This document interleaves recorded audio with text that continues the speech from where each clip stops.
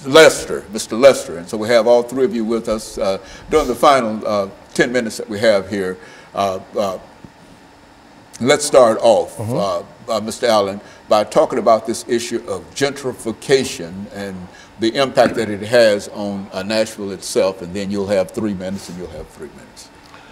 Well, being a Nashvilleian, I've watched Nashville changed. All this land has been entrusted, so they have no place to go now but to the areas of poverty.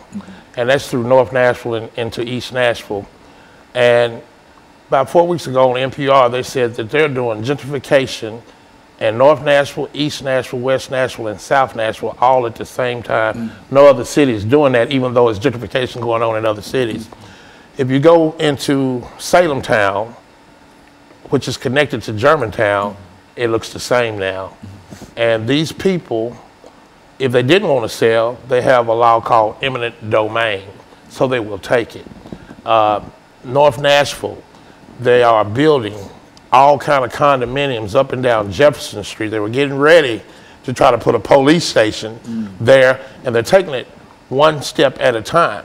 When the Sufferdale new baseball stadium, that kicked off the whole ball game right there, because all you have to do is cross over Jefferson and you go into Germantown. And we see it, and it's like the preachers aren't preaching about it or talking about it, and the people act like they don't understand what's going on. And it's just really not a proper way of really calling this a it city, because it's not an it city, because everybody does not have a place to live, to call sanctuary, call a home.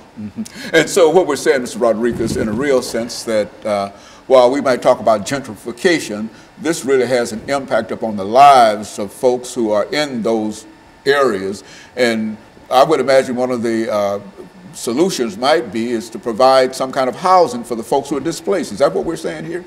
Yeah,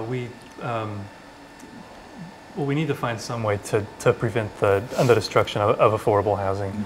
And one reason is because it affects African American communities in particular very hard, and that's one reason why after 1980. African Americans have been disproportionately homeless. Before 1980, that wasn't really the case. So I think gentrification has something to do with that.